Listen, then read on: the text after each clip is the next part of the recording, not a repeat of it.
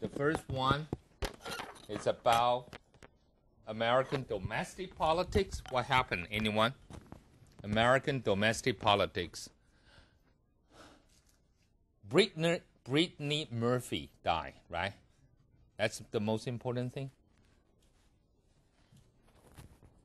What's the most important thing in American domestic politics?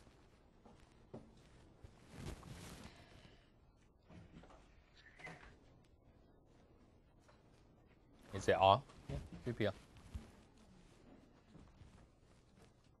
I think it is. Is it? What's the most important thing? American domestic politics.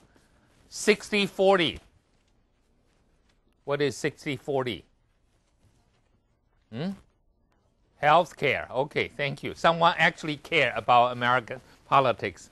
I thought we are, with American politics. So healthcare, 60-40. What does that mean, 60-40?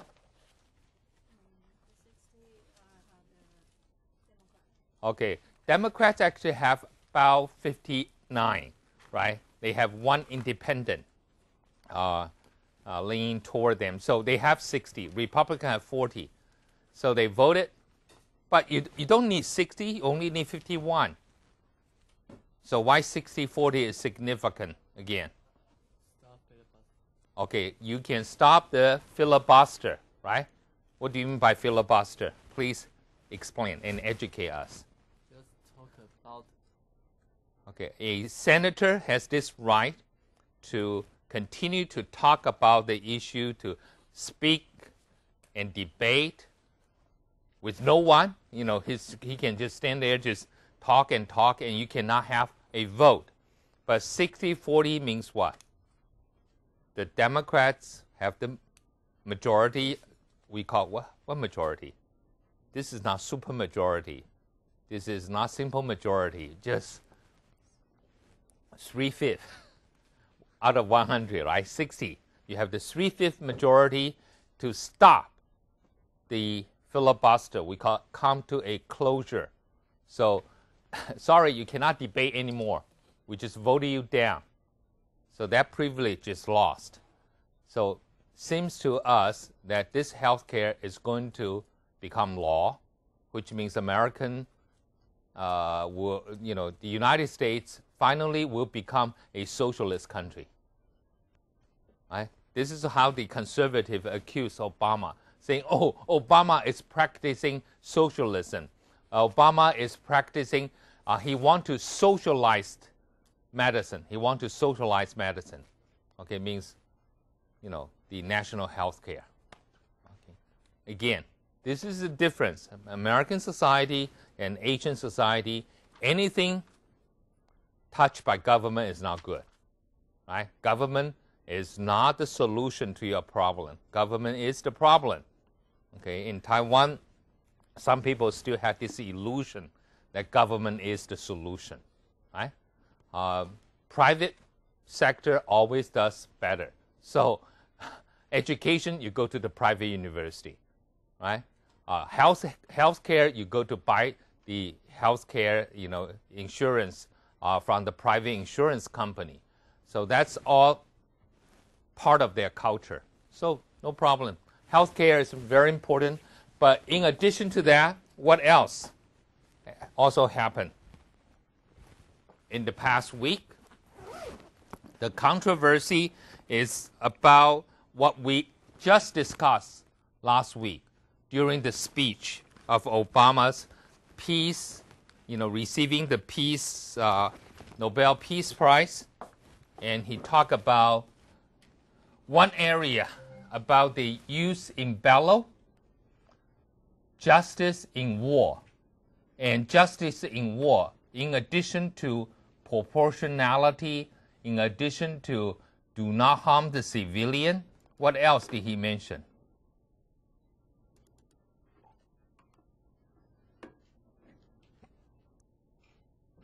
he said he was against something, and that's the reason.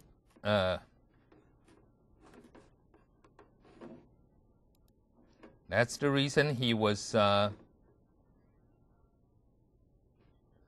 He decided to close. So he was supportive of the Geneva Convention.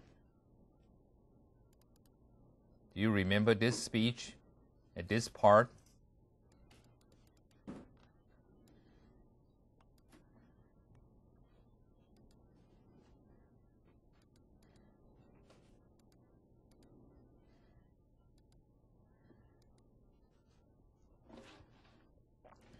And he said he was against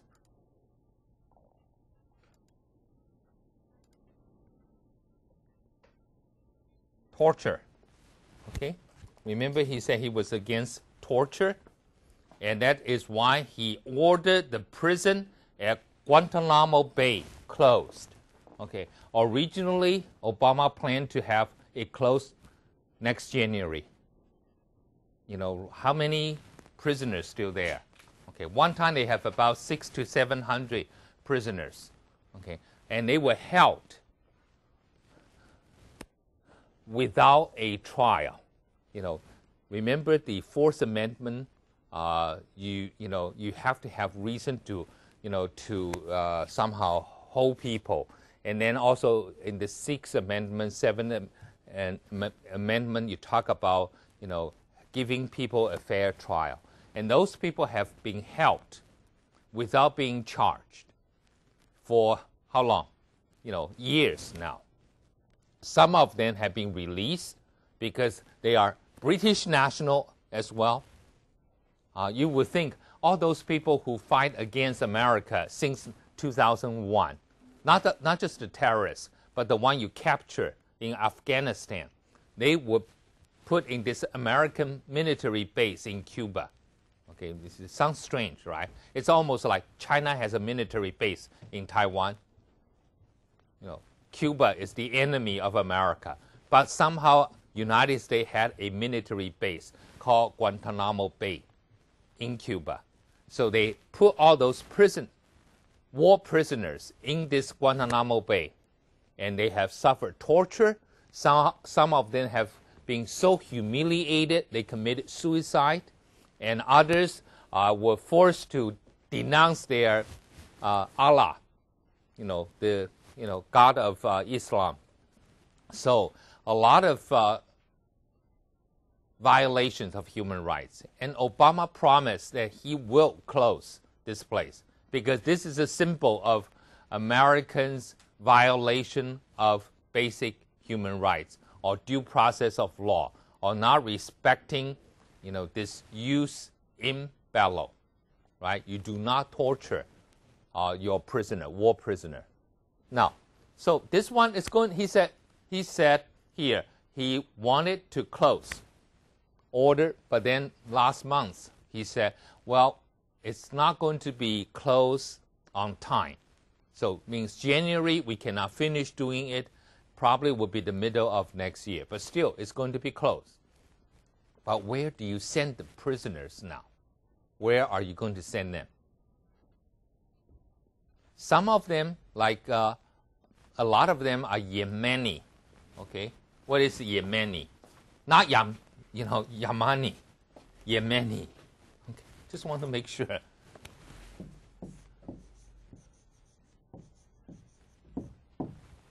Who are the Yemenis? People from Yemen. Very close to Saudi Arabia, in the southern part of Arabian Peninsula. The country called the Gate of Leaves, Yemen, right? So Yemeni people. And then there was some Afghan, okay, from Afghanistan. And then you also have few Somalis. So last week, 10 of them being released. Send them back to their countries. Some of them might be free. Some of them might have to go through a process, legal process. But wait a second. Why are you releasing people? Do you worry about them going back and then reconnect with the terrorist groups and become a threat. Okay, so that's one. But what happened to the others? You think you have a lot of evidence. You're going to bring them to trial. But you're going to close Guantanamo Bay. Where do you put them? Again, this is the beauty of America, okay? Because they are prisoners. Prisoners are like customers. You can do business, right? So there are prisons in America saying, yeah, okay, we can take them, because for each prisoner, the government will have to pay me this much money to keep them there. Okay, so prisons in Colorado, prisons in Illinois, some of them, right now the one in Illinois probably will be interested in doing that. The federal government said, no, you don't need to do it. Why don't I? You know what? Sometimes America built prison, right? And they found out, wow, we don't have enough people here. We need to be self-sufficient. So hey, why don't we contract? Get out, go out. It's like our private university. Get some customers. We need to fill in. So the federal government said, okay, you have prison. Capacity is supposed to be 1,600 people. 1,600, right? 1,600. And now you only have 200. That's a shame. So why don't we just buy this prison from the state? Federal government buy the prison from the state. And they say, oh, you have 200, I'll rent it to you. I rent some space to you for 200 local prisoner. So that's the solution. But, of course, the Republican will say, no, wait a second. These are really very dangerous people. These are terrorists. Why do you want to bring them back to American soil and pending for trial? Don't you think there will be a lot of what do we call breaking of the prison by some of the supporters? Some of you have seen a lot of movies. Always they will. If you have someone important in the prison, there will be all kinds of attack on the prison, just trying to save someone, right? I think there are all kinds of. George Clooney has one. All those movies, you're being rescued from the prison. So he became a target. Of course, there are certain senators, Republican senators said, no, we should not bring them here, back home. But this is the decision already. This is the decision by Obama because Guantanamo Bay has become a symbol of America's not respecting international law. Again, Obama in the speech said, we need to respect international law ourselves so that we can ask others to respect it. So very important, Guantanamo Bay, the symbol of violation of code, war code, will be eliminated by the summer of 2010. But create some problem domestically now. Illinois, Obama said, okay, if other people don't want it, why don't I put it in my home state, in Illinois, just 200 miles south of Chicago. But also, this is a great thing. It's like, this is a job opportunity, help to revitalize local economy, right? You have new job opening, for prison guards. You have people cleaning, preparing food. So, wow, booming economy for that little town. I've been to some of the prison in Texas. I also went to one prison in Alaska because I was a translator for a homicide case in Alaska. This one, I could probably write a book on this. It's romantic, it's gambling debts, everything. You have everything. But just look at them and say, wow, you don't look very like a movie star. Why? I mean, these are not, the kind of people should be involved in this kind of killing or this kind of extramarital affair, but it is, okay? So you look at them and say, wow, with your look, you're involved in this, but they are, okay? So anyway, killing, mass murder, so because they are Chinese, so I have to translate. Okay, there I learned a lot of them, a lot of American legal things from my stint as the translator. I one time, okay, during the translation, I laughed because it's so ridiculous, right? So I laughed, and I was reprimanded by the judge. Said,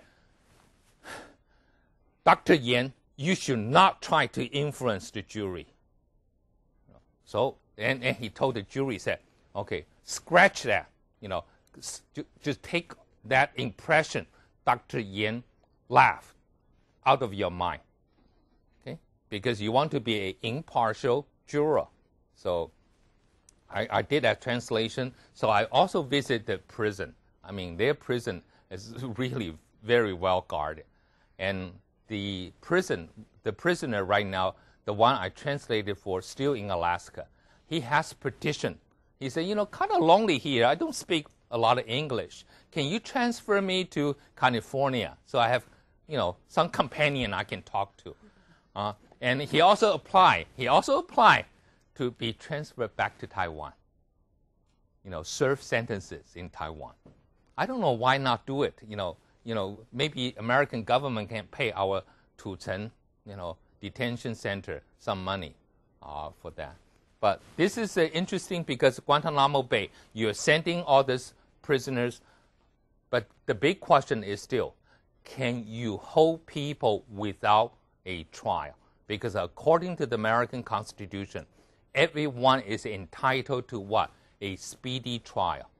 I cannot just be held there. You have to charge me. You have to bring me to trial. You cannot just say, well, we haven't found enough evidence to charge you. If you don't have enough evidence, release me. If you have enough evidence, charge me and bring me to trial. But this is right now, according to the American law, the military, the war, in a war, they can do that. In a military tribunal, military court, you can hold people indefinitely. Why are they holding people indefinitely? They might not have enough evidence against him, but you want to hold him and then maybe extract other evidence, other information against someone else. So that's the whole problem right now with Guantanamo Bay. But at least it's a good beginning. They're doing that now. So again, use in bello, justice in war. You fought a war. You have to be right. Okay. Now, last week also, Obama did some diplomacy. Where? Last week, last Friday. December 17th, last Thursday, Friday, before the conference of Copenhagen ended, right? Obama went to Copenhagen and worked out a deal called Copenhagen Accord. With which country?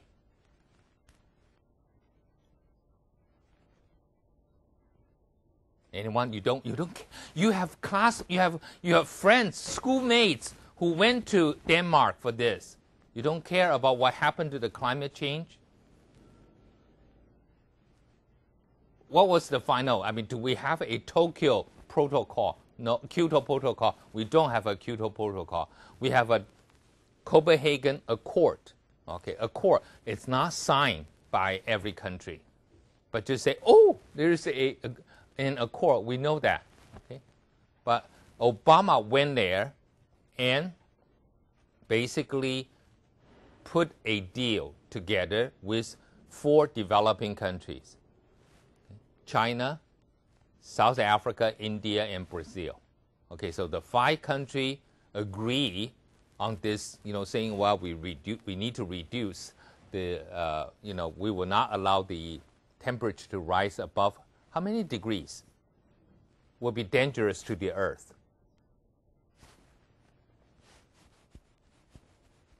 How many degrees will be dangerous to the earth that if the temperature continues to rise, okay, some of Taiwan should be more concerned. Why? Because parts of Taiwan will be under sea, right? The west coast, or including Taipei Basin, might be under water. But more importantly, we're going to lose a lot of diplomatic allies in the Pacific Islands, in Caribbeans. Okay, so we have a lot of island, friends. So if we don't help them, what happens if they disappear?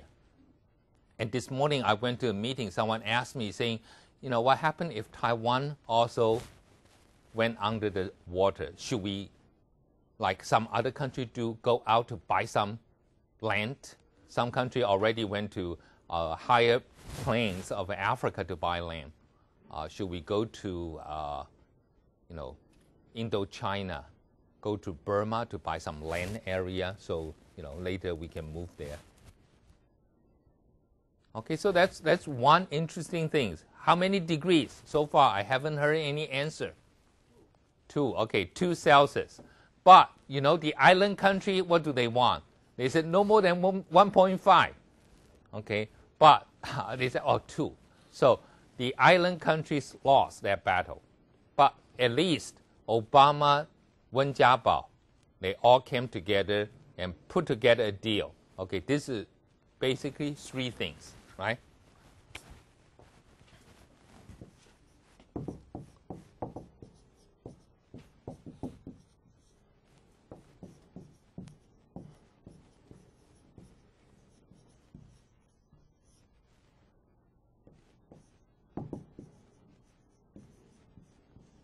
Okay, so what are the 3 means? Finance means you have to help the developing world, help them to reduce carbon emission, but also, more importantly, help them to develop green technology. So that's a lot of money there for the finance. Transparency. Okay.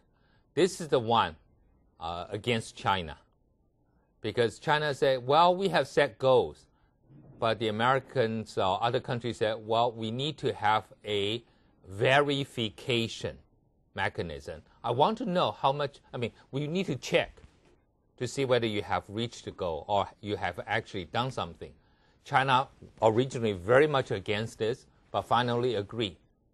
So this transparency, obviously, communist countries do not like transparency, right? Transparency.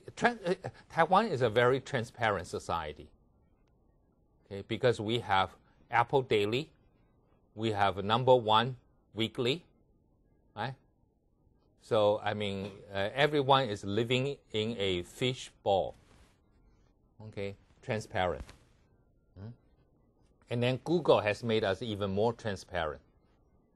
So everything you do, again, I want to remind all the young people here, students, do not do anything that will leave a mark on Google. Okay, don't do anything stupid. Don't post your, new picture on your blog, for other people to enjoy. Okay, maybe, the next high-tech company wanted to hire you, they just type your name, Google, boom, picture, new picture. Okay, that's not good. So don't do anything stupid, because I don't trust Google. Okay, that's transparent. But the first one, what do we mean by mitigation? Mitigation means to reduce, to gradually slow down the carbon emission. So Obama at least was very effective in getting China on board. Okay, if you follow the story, Chinese representative at the conference was very much against Obama's proposal. He was shouting, and then Wen Jiabao asked the translator not to translate his remarks, and then Wen Jiabao deal with Obama directly. So in the final few hours, they got it. So here, two examples of Obama's won in the Nobel Peace Prize, more abstracts, but also with some concrete suggestion about his view, his approach to foreign policy. But here in the Copenhagen, more concrete policy, direction, so push through. But I think with this, also we found out there is a new development for America. That is all the story you have learned before. Do you still have this in elementary school math about counting the legs of a chicken and rabbit in the same cage? You still have that. Wow. But I think the question is, why do we have, how many, have you ever seen chicken and rabbit in the same cage? I know my wife had bought mini chicken before, okay, and want the mini chicken as pet for my dog. Okay, she said, we have a dog. She said, well, maybe she is lonely, so why don't we already kind of neuter or spayed, so she cannot be a mother anymore. That this buying a mini chicken, then she might develop her motherly love, right? So the dog just slapped the chicken and died. Okay, but we didn't even put the dog and the chicken in one cage. I don't know why people would think chicken and rabbit can be in one cage, but right now we do. Chicken and rabbit, United States and China, right? G2, 同笼 G2. Okay. The giant two, okay, United States and China, right? Because what happened in this Copenhagen conference, I think America has recognized these two, of course, they are the biggest carbon emitters of the world. Okay, the most, they release the most carbon in the world. So they came together, and other countries, the representative, the scientists, the NGO people, the environmentalists, they worked so hard for the past 2 weeks. And then suddenly, helicopters of Wen Jiabao and Obama just there and put together and saying, well, this is our decision. So all the other people kind of becoming bystanders, just watching the two made the decision. And even European Union was on the sideline. So G2 is chicken and rabbit. They are together now. Okay, we are going to have this G2 in terms of the global world. And that's why multilateralism, again, multilateralism or bilateralism is more important than ever.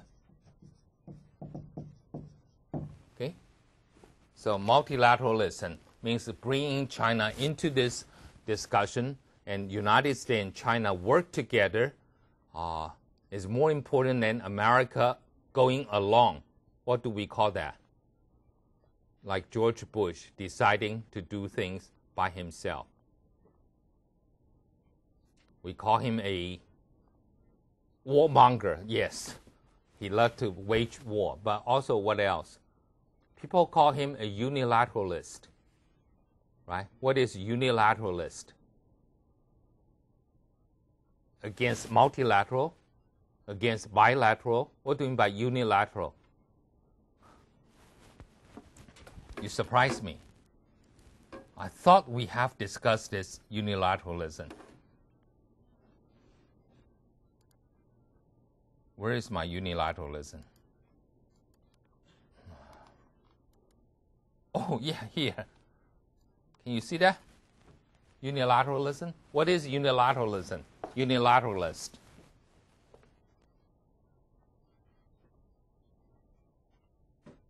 This will be on the final.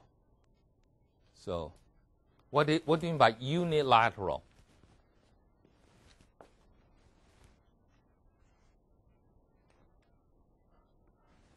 I think we have few people who do things without consulting other people, just do it by himself, we call a unilateralist. In professional translation, we call 单边主义者. Okay? But in traditional Chinese history, what do we call a unilateral? 片面. Means you yourself do something. Okay? 片面，中文怎么讲？片面，中文片面还有什么好翻译？就是你片面撕毁条约 ，unilaterally, breach the treaty. That's unilateral. Okay? So America has moved from unilateralism of Bush now to bilateralism because we do have a bipolarity or multipolarity with two bigger poles. Okay?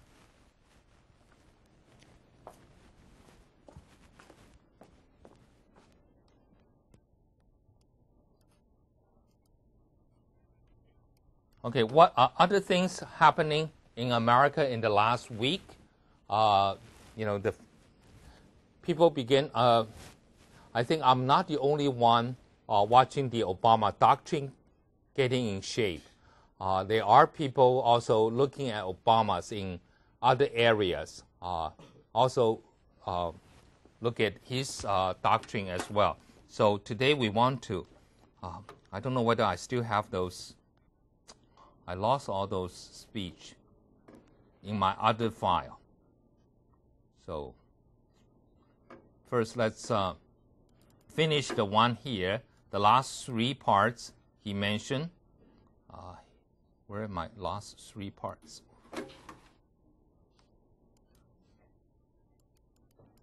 Last week we talked about Obama said something about how do you change the three approaches?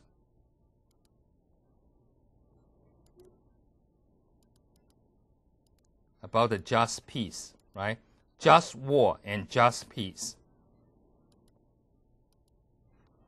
Okay.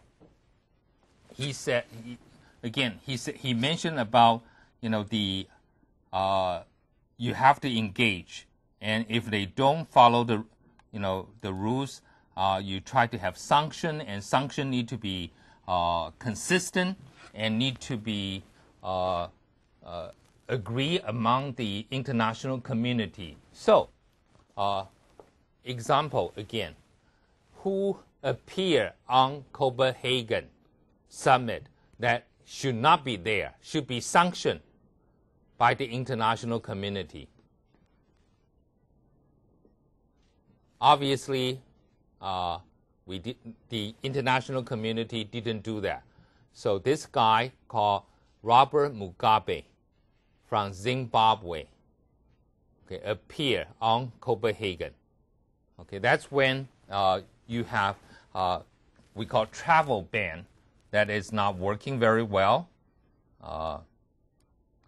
And then here he also talked about prevent the spread of nuclear weapons, and that's another example of you want to make sure this denuclearization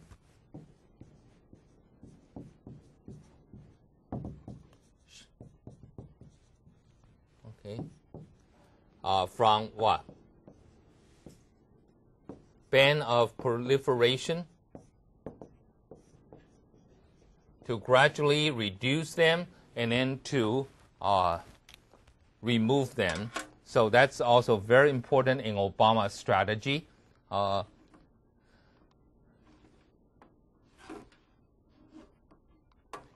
if those countries ignore, like North Korea and Iran, you need to have the kind of sanction that will work.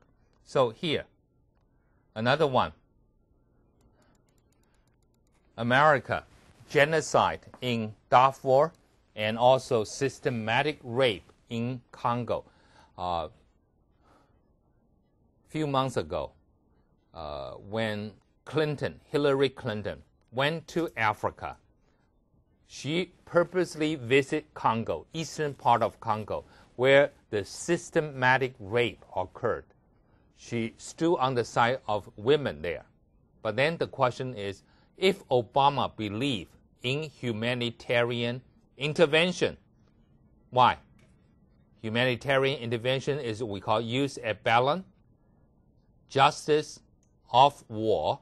What does that mean? Good reason to go to war, right? You have people, systematically being killed or violated, like Congo, like Darfur.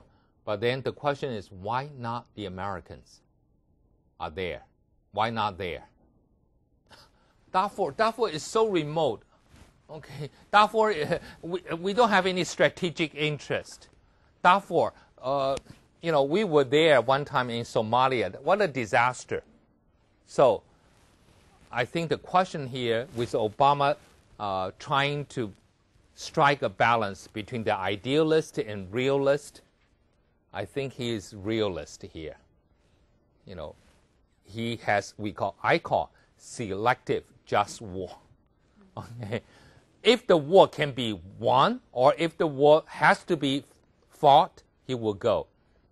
If the war is marginal, not very important to the American, quote, okay, I will quote this, national interest, then they will not go. Okay? Afghanistan, because you have the terrorist, the Taliban, the Al-Qaeda, which was responsible for, especially Al-Qaeda was responsible for the September 11 tragedy, so you went to Afghanistan. But Darfur, more people died there. You have a genocide. Even a George Bush at the time called genocide. Hey, genocide under United Nations definition, you can go to war, no problem. But they are still sitting on the sideline. Even though you have lots of people wanting Americans to intervene, we don't see any intervention. Okay, so America here, is a choice between armed intervention or complicity in oppression. I think they have, the second part, oppression in Sudan, okay, in the Darfur area. So selective, just war. They would also, people few years ago talk about Sierra Leone in Africa. The young kids are being maimed. They're being cut off their shoulders, cut off their hands, or their legs. And I still remember one article said why America or Europeans support intervention in Kosovo. Okay.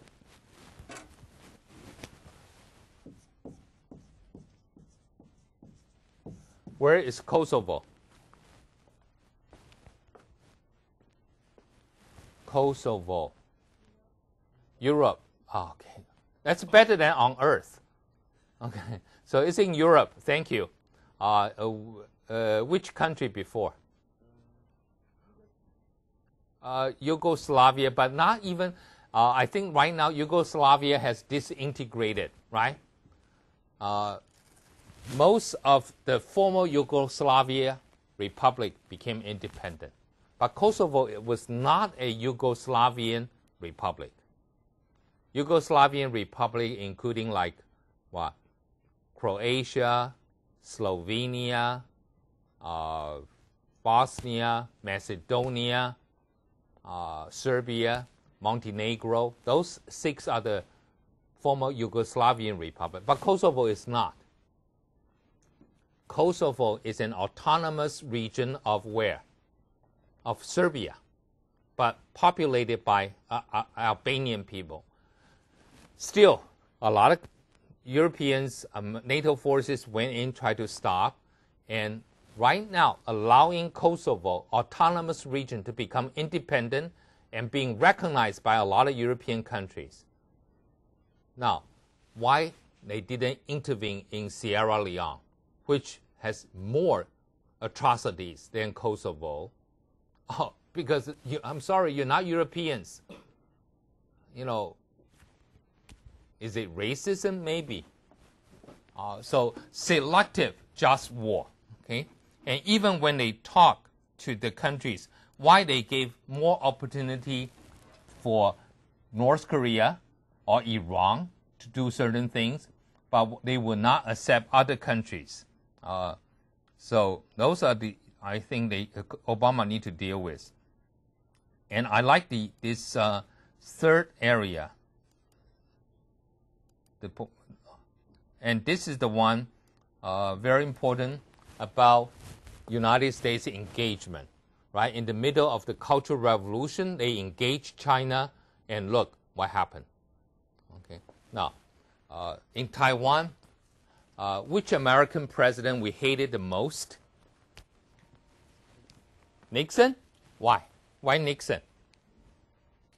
Because his nickname is Tricky Dick. Tricky Dick. Ooh, very tricky, huh? Oh, because we felt that he should not break into the Watergate, the Democratic headquarters. We don't do that kind of things.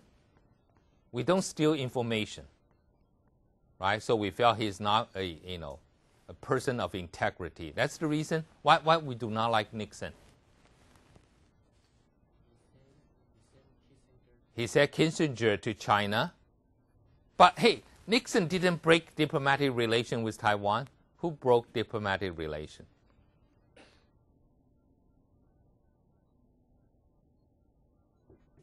Who broke diplomatic relation with Taiwan? Which president? See, we don't even hate him. We don't remember him. We forgive him already. Carter. Okay, Jimmy Carter. But, you know what? With Jimmy Carter's breaking diplomatic relation, Taiwan felt isolated. We felt we need to do something to earn American support because our strategic value of anti-communism is no longer working because United States can use China as a strategic partner. So we became democratized. So don't you think we should be grateful to Carter? Otherwise our authoritarian leaders will not do anything to liberalize our government. So that's one. Secondly, Carter went to China, and then, Taiwan, later our economic development found a greater market in China. We were able to have relaxation. We were able to move our industry to China. So we continue to move on. But without Carter opening China, I don't know how much we can compete with other countries with lower wages and also with cheaper land in terms of comparative advantage. So sometimes you look at the bright side, you think, wow, Carter, thank you. Otherwise we would not have enjoyed all the freedom of speech, all the democracy, because the government has to change. But that's what he said, okay? Not just Taiwan, but also China here. Nixon meeting Mao appeared to be inexcusable, but helped China out of poverty and open to the outside world. And then also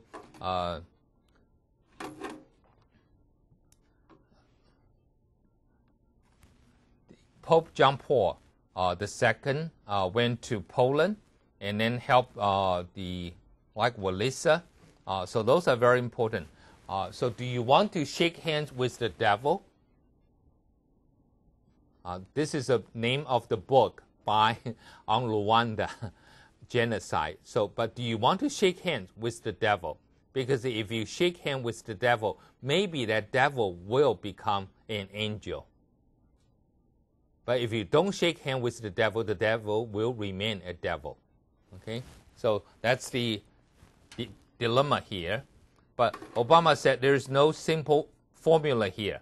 You try to balance isolation and engagement. Sometimes some countries need to be isolated, like Zimbabwe or Burma. sometimes you need to engage them. Okay?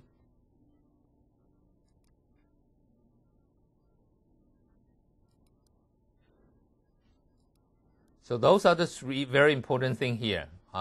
Agreement among nations, strong institution. He believed in international organization, support for human rights, and this will be the evolution that will help. Okay, finally, I think we have to deal with, excuse me.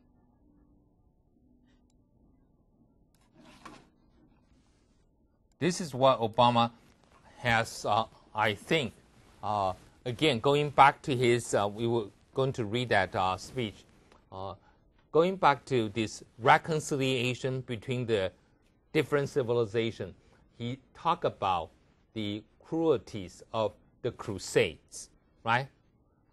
And this crusade was once used by Bush against the crusade against the terrorists. Okay, now it's not going to be used. Crusade in the history, what do we call? 十字军, 东征. But what do we call a crusade nowadays? Some kind of campaign, 运动.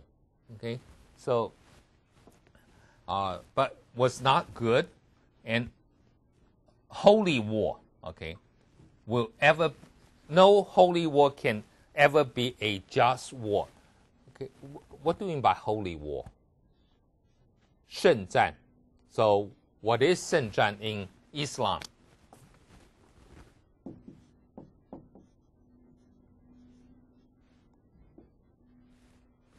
Jihad, right? There will be always people, young people, Muslims, will go to fight for their belief. Consider that a holy war.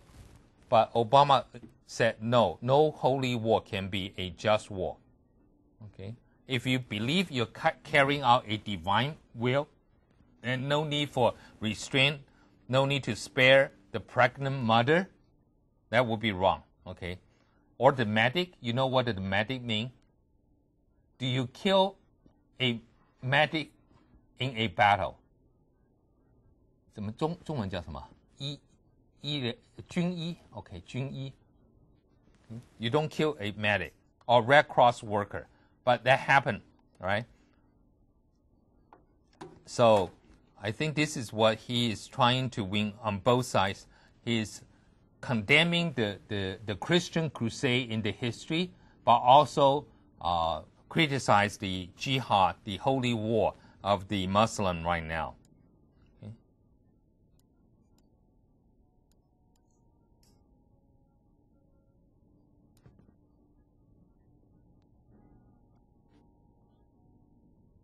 And there is something here.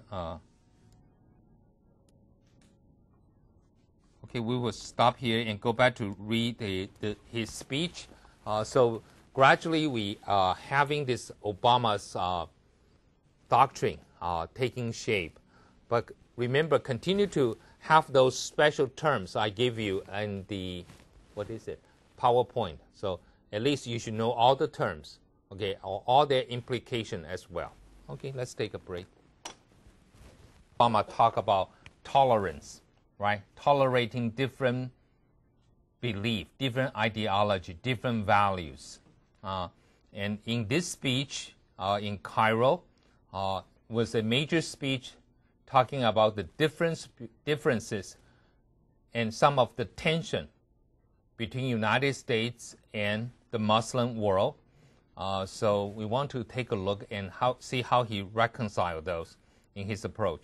But first of all, I'll give you one thing that Obama has done throughout his speech everywhere, is he liked to quote, some of the greeting. For example, here in Cairo, he said, I am also proud to carry with me the goodwill of the American people and a greeting of peace from Muslim community in my country.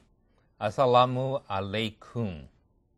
You speak some of this local language, people will feel good. So I don't know why Chen Yunlin coming to Taiwan and speak to the press, why doesn't he say something like 大家好? I don't know why.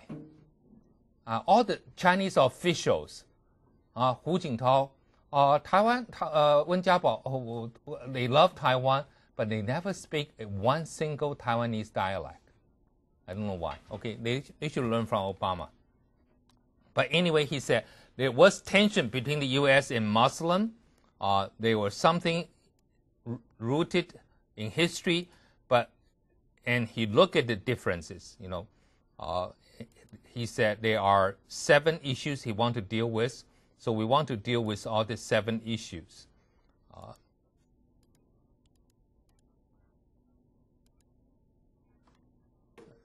Here, I think first of all, he said something very important here. He said Islam is part of America.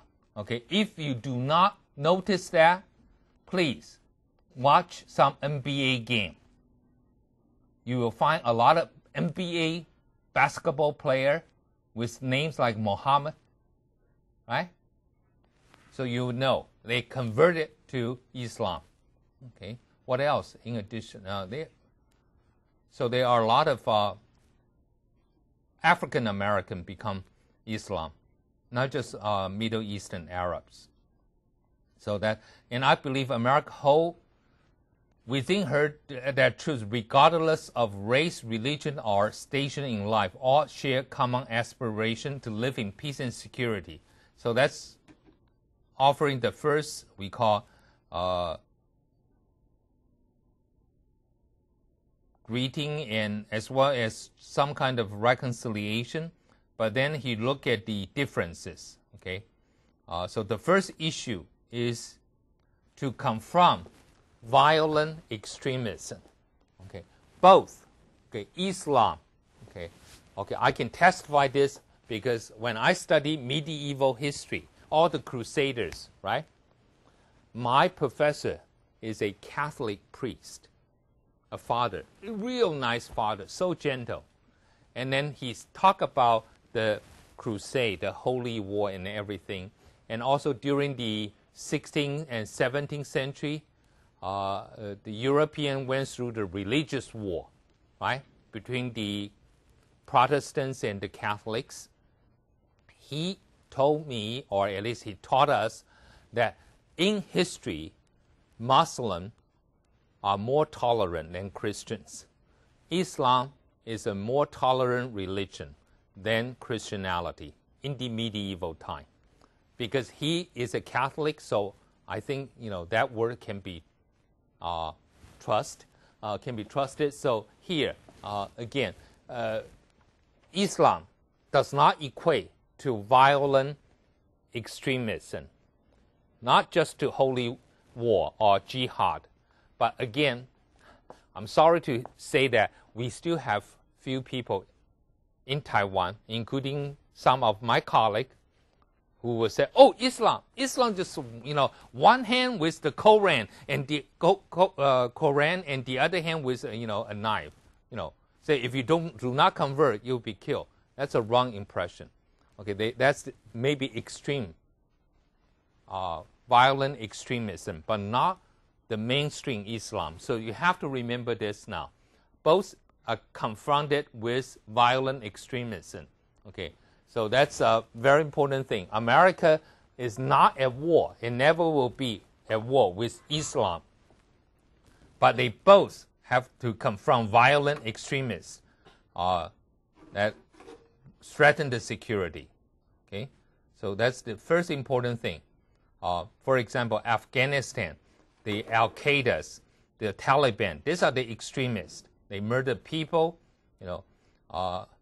so that's why he has to keep troops in Afghanistan.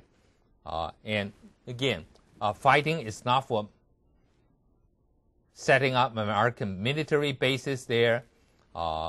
It's not for American expansion, but just try to combat the extremism. So also he said, very important thing, like the Nobel Peace Prize, coalition. 46 countries. How many of you do remember what was the number in the peace speech, in the Nobel Peace speech. It's not 46. This one, where is the other one? This one? Okay, Nobel Peace, talking about Afghanistan. How many? 42.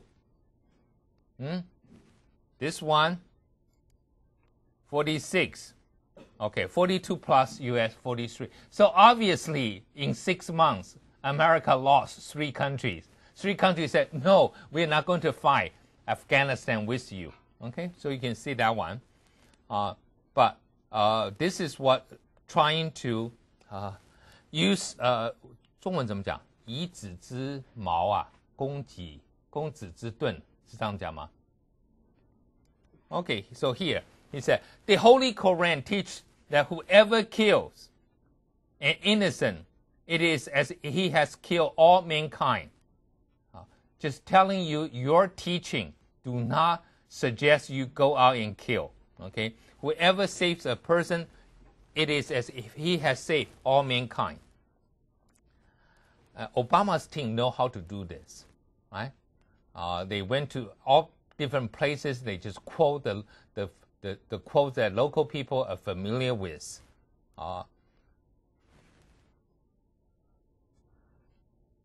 So this is the one he's explaining. He's fighting against the extremists, but not Islam. Okay, so that's the first one. Okay, he's also talk about Iraq. But look at the second one. Okay, the second one is America does have a view on the Israeli and Palestinian conflict. This is where most of the Arabic countries will say, no, we support the 2 states theory. You know, the 2-state theory is not very welcome in Asia. 你们有没有听过两国论? Okay, our former president Li Zhenghui offered, right, saying, you know, Taiwan and China are 2 states with special relations. We have a state-to-state relations. And then later, 阿扁 said 一边一国, right?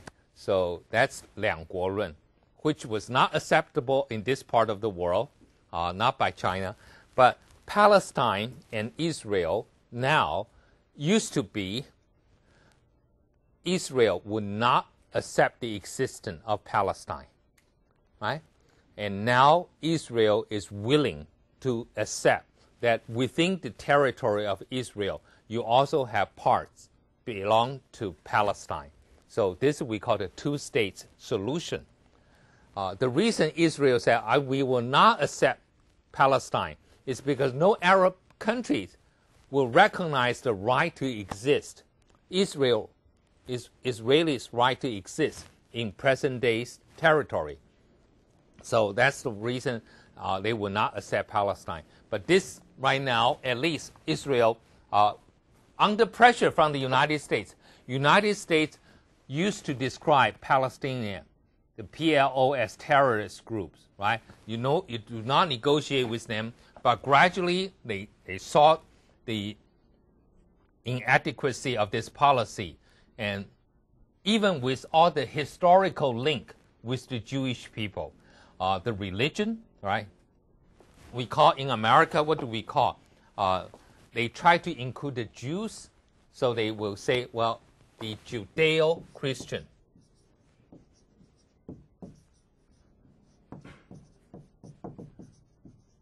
Okay, so this will include the Jew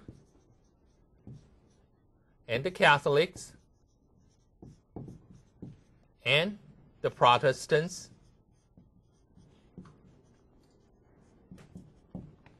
But if they try to expand this a little bit about, you know, all this are Semites, like even the Arabs can be included, and also more importantly, Islam, very similar to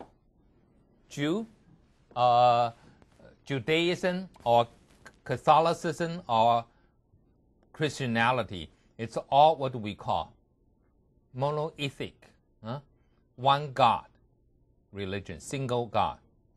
So that's there's some similarity here. But United States has this religious root in Israel. So that's one reason, right? The second reason is it's very sympathetic to what Israel, or the Jewish people, suffered over the years, especially during World War II, the anti-Semitism in Europe, and the Holocaust mentioned here. But the other one is Israel does have a big lobby. The Jewish lobby is very strong. 犹太人做的那个厅院非常强啊 right? You understand lobby? Lobby, what is lobby? 游说团啊。最近新的笑话是说大陆的冷气团南下，有人就问说，哎，这一团是买冷气啊？贵妇团、冷气团啊，什么船 ？OK, so lobby 游说团 ，OK, very strong for Israel people. So that's the reason America has supported Israel for a long time, but now recognize the right of the Palestinian to exist. But I think America is asking Arabic country also to recognize the Israelis' right to exist. So that's the second one. For a long time, there was a stalemate he mentioned here. You know, two people with legitimate aspiration, both want to exist, each with a painful history. Okay, so compromise was elusive, cannot be caught or cannot be realized. But now, at least it's with the international community support. Right now, okay, you do have Israelis and Palestinians. They have their separate territory, and they can live peacefully and with security. So that's very important. Roadmap here, okay, that's a key word for any kind of negotiation. You need a roadmap. Okay, maybe in Taiwan we can talk about a roadmap, 路线图. How do you approach? Okay. So Obama is asking Palestinians to abandon violence, but also ask the Israeli to make compromise. So, for example, there are two groups in Palestine. Okay, Hamas is considered to be the more we call extremist one, and then you have Fatah. Okay, so Hamas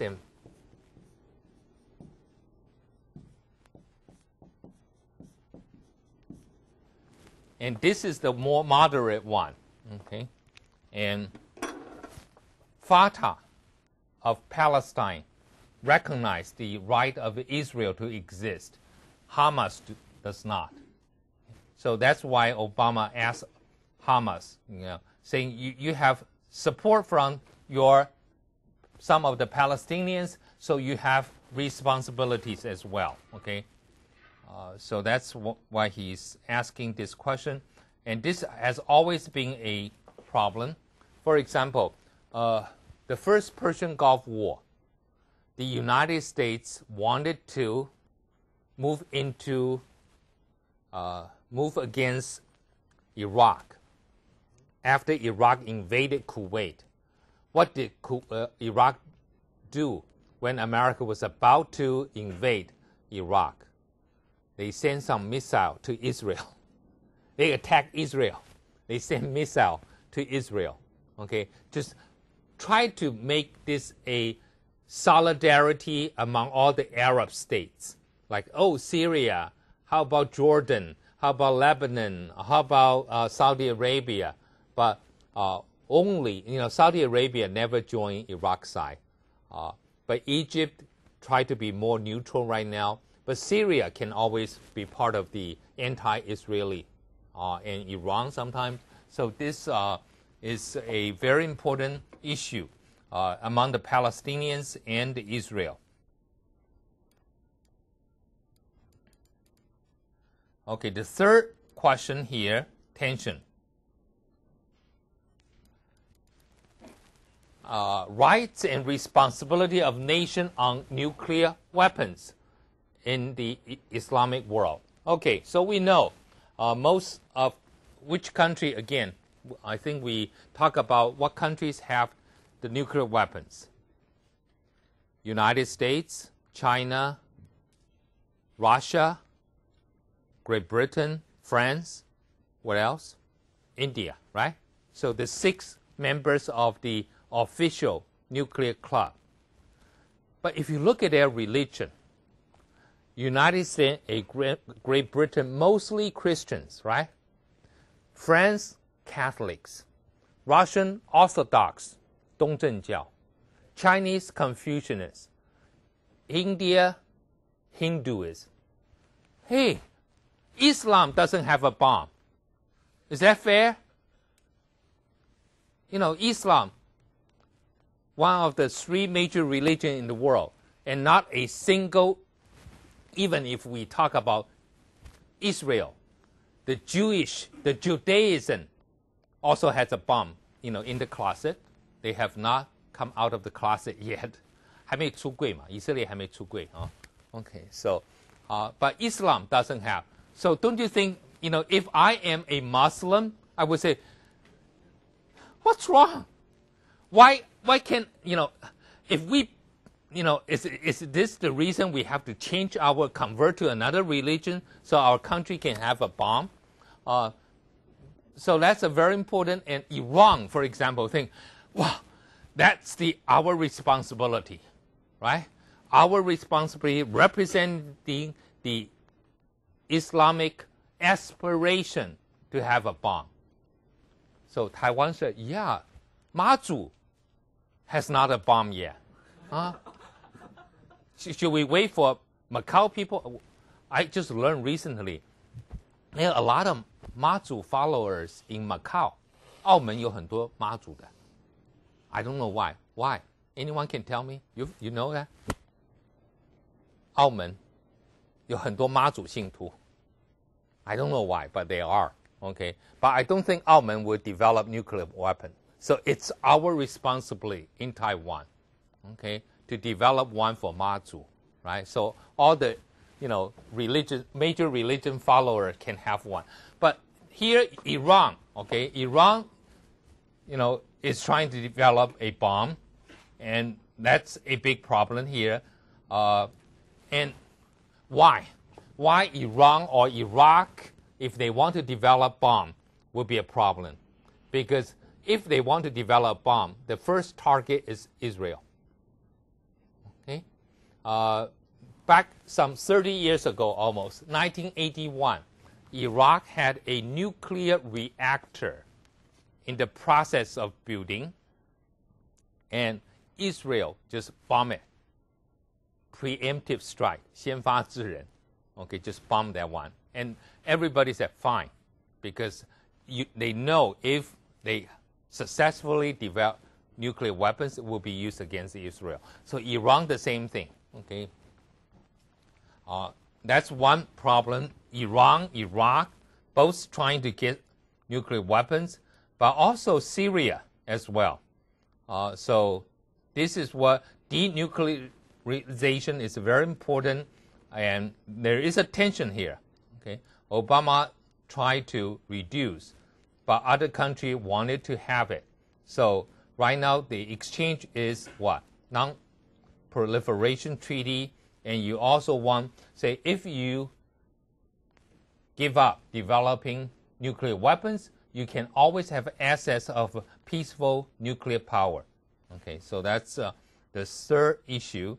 And the fourth issue is democracy. Now, here, interestingly, let me ask you one question.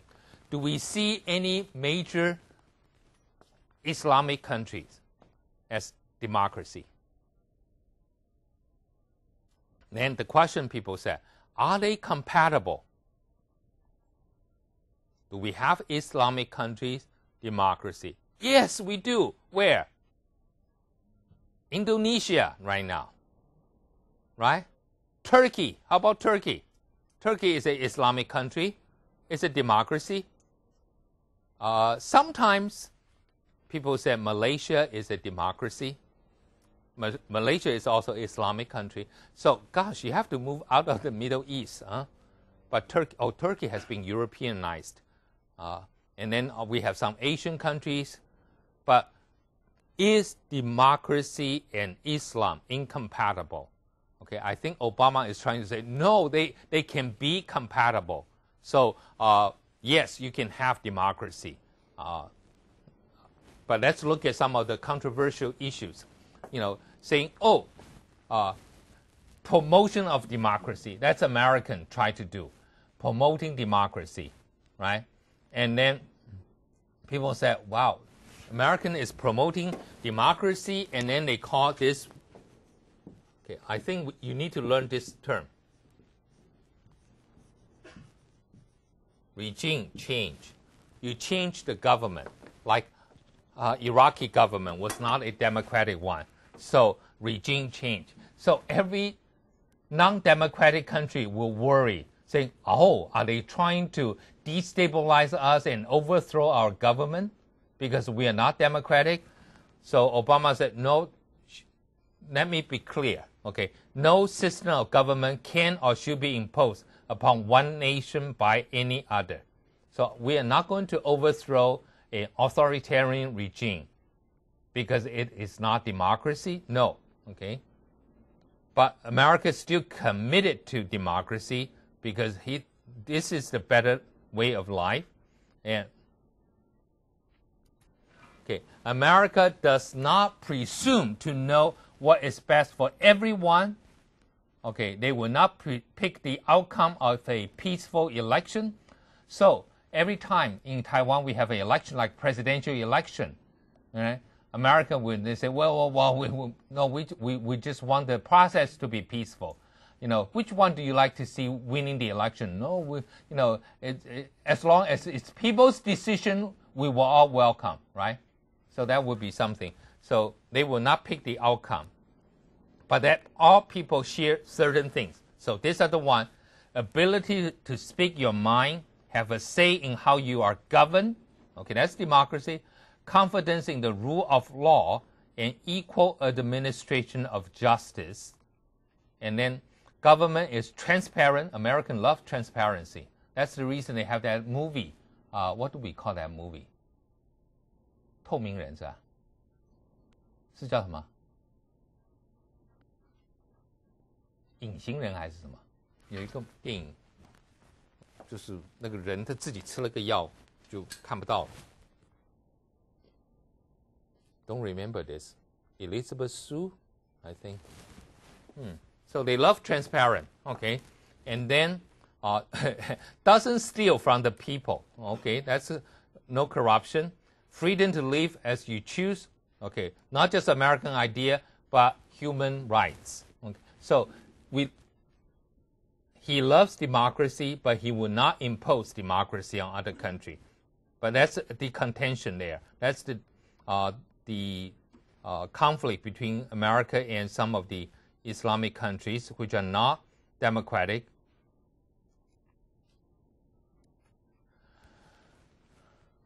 Okay. This is what Obama said.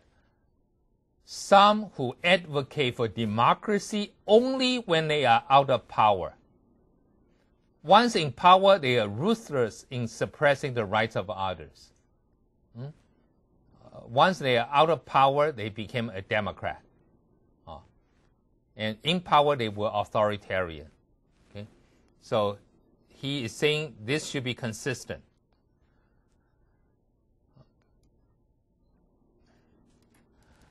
I think with Turkey, with Indonesia being democracy, or we can go to some African countries being Islamic, mostly Islamic, and becoming a democracy, then we can go back and ask Middle Eastern country, saying, no, you are not incompatible with democracy. Islam and democracy can be compatible. So the fifth issue is about religious freedom, and that's where again, if you go back in history, I think tolerance is more on the side of Islam, but not anymore. So this is where he wanted to mention that people of different faith should be able to live peacefully and practice their religion in the Muslim world. They gave this example. Maronites in Lebanon, this is a small group of Christians in Lebanon, or Copts also, Coptians, these are also Christians in Egypt. Pretty sizable minority in Egypt. So they should be protected, their right. Richness of religious diversity must be held. So in Taiwan, if we do, our government suddenly found out that all the Muslim population in Taiwan are gradually dying. Most of the Muslims originally from where? In Taiwan, from China, right? From the northwest. So we have this mosque at Taipei, 新生南路, Qingzhenshi. You heard about that one, right? That one actually was there when I was a little kid. I went there, a lot. Not, go in there. It's always very kind of, secret. But I went there, and it's still there. But it's declining in number. So our government said, wow, we're losing Muslim. Then we don't have religious diversity. Why don't we import more workers from Indonesia? So suddenly we help.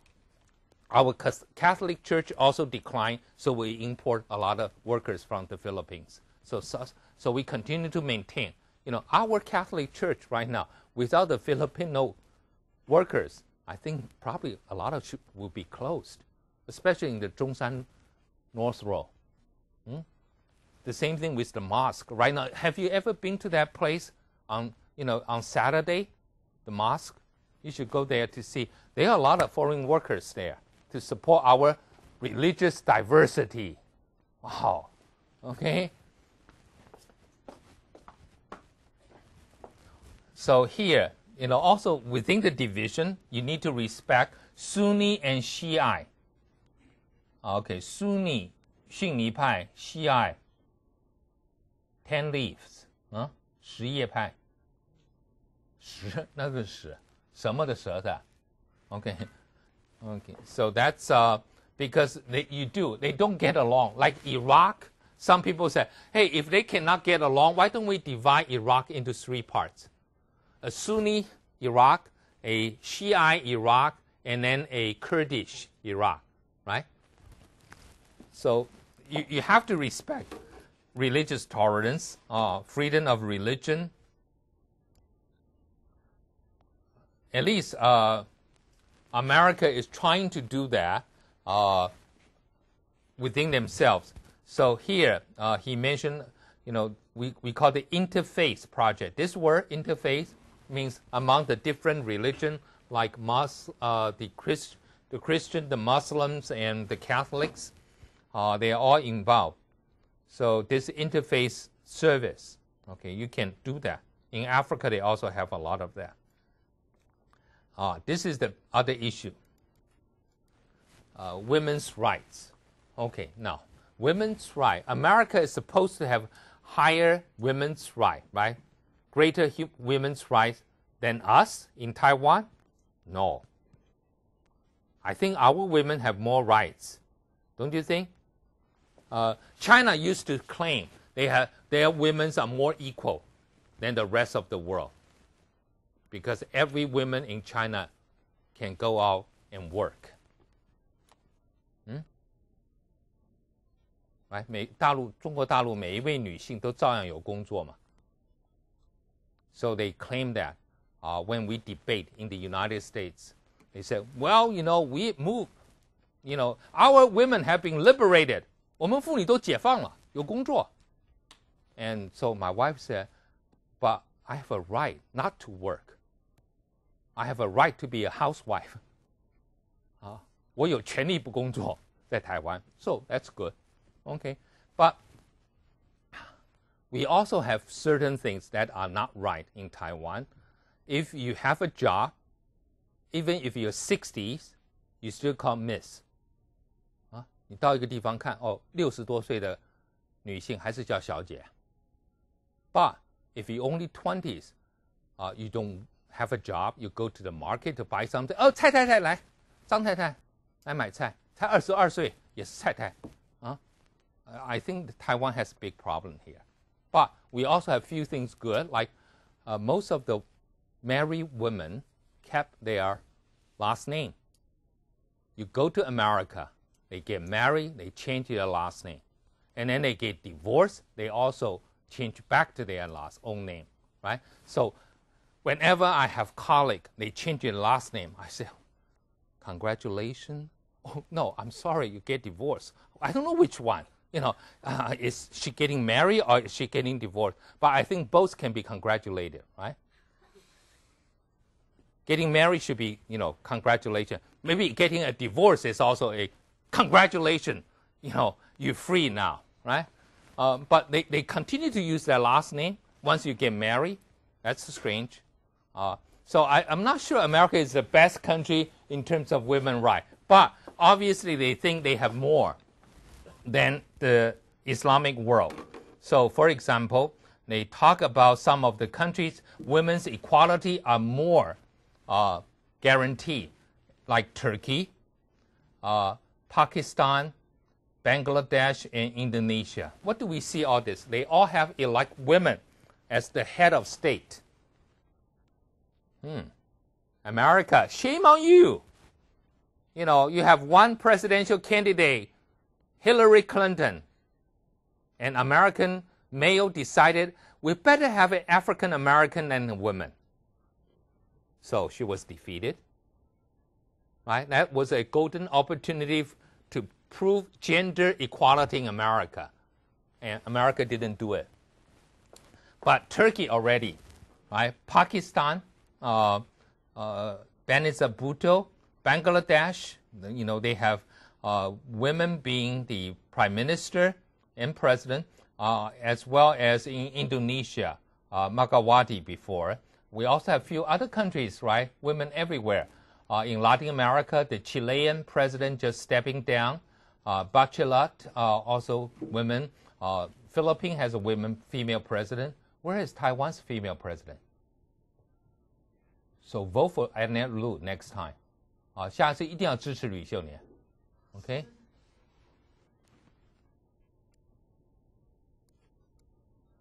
So here, again, talking about women should not be discriminated because they can have their full potential in pursuing employment and other things. So again, this is one, he said, he respects women to choose to live their lives in traditional role, but that should be their choice. Like my wife once said, I have the choice to remain as a housewife, but I can also go out to work. But in China, in the past, you have no choice. You have to go out to work. Okay, so it should be a choice. Why America will try to expand literacy for girls?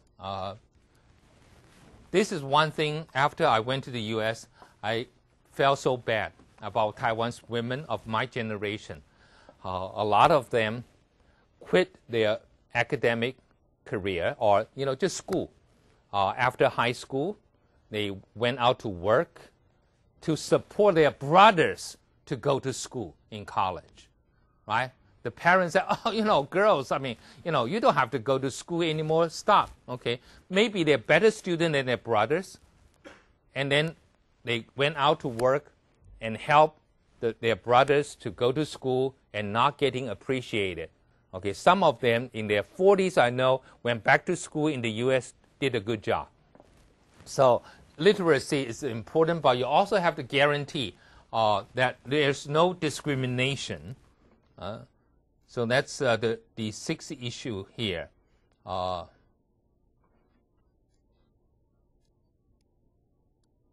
Finally, he said it's about economic development and opportunity between, the different view of United States and the Islamic world. Okay, one, he talked about the globalization. And so technology. Some of the Muslim countries, Islamic countries, felt that technology is hurting or damaging their traditional culture. Okay, Obama acknowledged that. And also some of the countries worry about the contact with the outside world will change their traditional view or traditional values. And again, Obama said, yes, you have to cherish your traditional traditions, your faith, your family and community, but you cannot just stop people from making advancement. So development and tradition. Oh, look at this. Why didn't he quote Taiwan? Why he quote Korea and Japan? He quote traditional countries like Japan and South Korea grew their economy maintaining their distinct cultures. Agree? Japan and Korea maintain their distinct culture, globalized trade, but still, actually Korea has become more Confucianistic, right? Claiming all the Chinese heritage now. And so also about Muslim majority country like Kuala Lumpur. Where is Kuala Lumpur? Malaysia, Jilongbo, please remember this. Okay, and Dubai. I don't think that's a good example to use now. Okay, but Muslim community can be the forefront of innovation and education. This is so true in medieval history. You know, the Arabic people were the trading people. They came to China. They came to the Southeast Asia. Arabic countries were the most advanced in science in the medieval time. Yes, they are in the forefront of innovation and education. All the libraries in the North Africa being kept there by the Arabic people. So very important here. And then no development strategy here, he said, okay, can be based only upon what comes out of the ground, nor can it be sustained where young people are out of work. Say, you have to let people to work. And all the Gulf states have great economic opportunities, but some of them, why it's important to have good economic development? Because once you have good economic development, people have jobs that they will not turn not communist. They will not turn terrorist. Okay, the best, the most possible scenario is poverty. Poverty is the best friend of terrorists, right? Terrorists will go out there saying, your family will be taken care of if you join us and help us to destroy some targets. So once you eliminate poverty, you eliminate unemployment, then you also reduce the possibility of young people turn terrorists. Okay, now how many of you, if you are you have good education, but after graduation you couldn't find job for 2 years, you said, oh, okay, I'm still going, I have no complaint, that's my fault, right? And people said, well, this is what the American did to you. And I think gradually you'll be brainwashed and you want to do something. I mean, how many people can maintain insane sanity after 2 years, 3 years without a regular job? Very difficult, okay? So that's why young people without jobs, what do we call? The most ideal candidate to be recruited for this kind of terrorist activity. So that's why he said economic opportunity is very important development. Education as well. This is important. Look at this. Americans are now studying Muslim, encouraging America to study in Muslim communities, means exchange program, but also in America, university, like Duke University, one of the core courses require core courses. What do we call? 必修通识课 is Quran, 可兰经. So you can understand, know your enemy, or at least know the other faith will be better for you. So people will not have a distorted view of Muslim.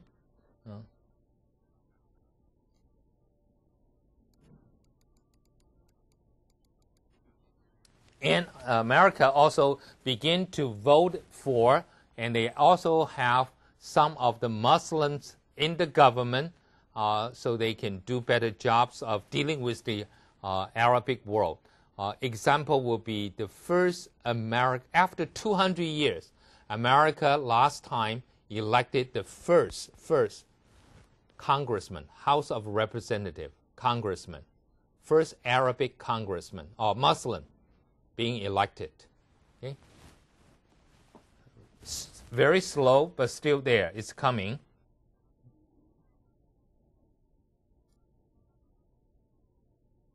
So this is why I think Obama is trying to say United States is trying to work with the Islamic world, with the Arabic world, even though you have all these different issues, but all those issues can be reconciled.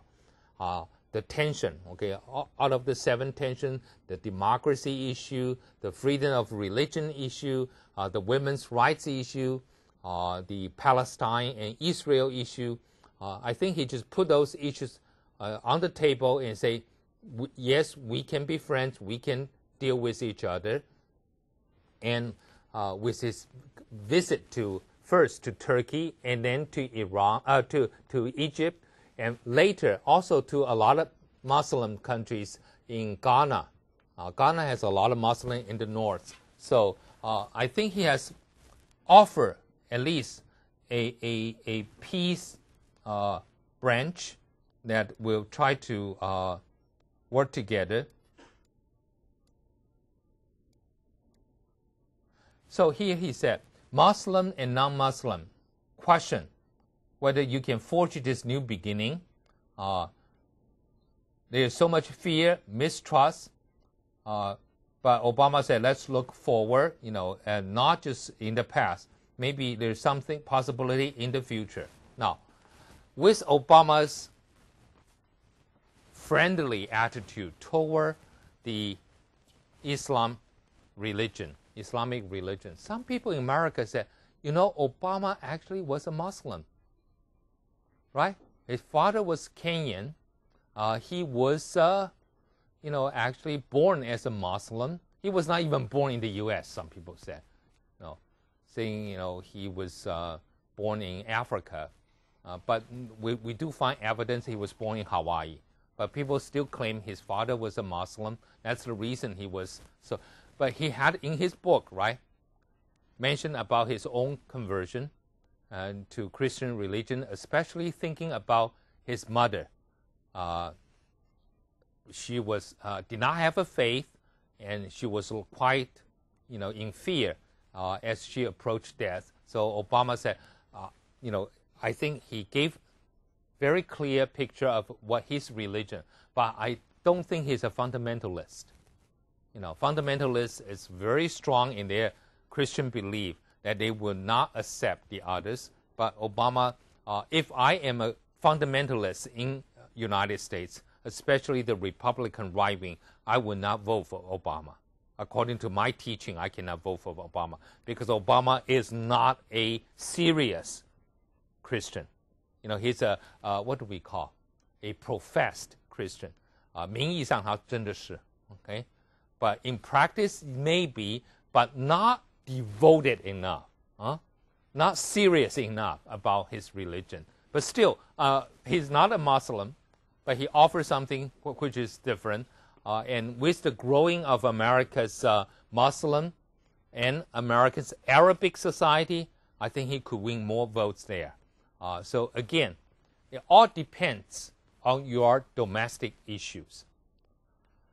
Domestic constituents, what do we call that? I think I gave it to you. hyphenated Americans.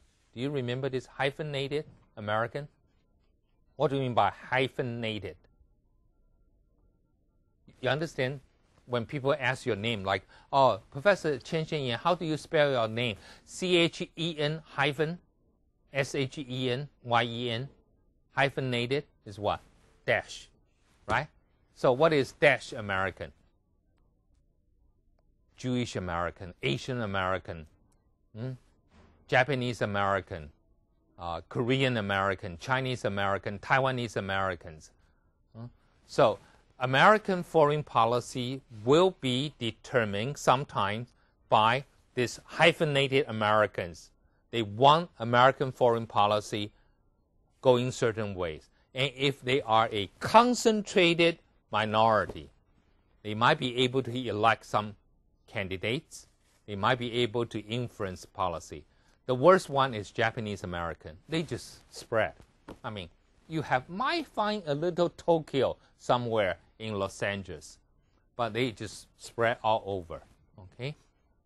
And the worst one also are the Scandinavian Americans. The Swedish American, Norwegian American, they just went everywhere. So, you don't even can identify a group. German American, but look at Italian Americans. They are in certain places. Jewish American. So with the Arabic, where are the Arabic Americans? Where are they concentrated? Anyone? The Asian American like to be where? California, right? So I don't know why we still wanted to go to California, like University of California, Irvine. 40% Asians. Like, how can you compete? By the way, this is true. Okay, certain university in California will say, oh, this high school, we will take 3 Asians. Okay, only top 3, 3 Asians. So only 1 Asian, or there's only 3 students but only 1 Asian. So even if you're the number 2 in your school, but too many Asians already, so they're going to take the other ones. Okay, maybe the top 10 all are Asians, they will take the number 11. So why concentrate in California? I don't know, but this is where Asians concentrated in, like Jewish people in New York, in Florida. Arabic American concentrated in Michigan, in Detroit area. Okay, we don't know why. Dearborn. They love this place called Dearborn. 陆生啊，就是鹿出生了 Dearborn. Okay, there's a lot of Arabic Americans there. So they do have, when you're concentrated, you have some influence. And Obama is responding to their community now. Okay, we will continue with other speech next week, and then I'll try to give you the final review next week. Okay, and also your midterm back next week.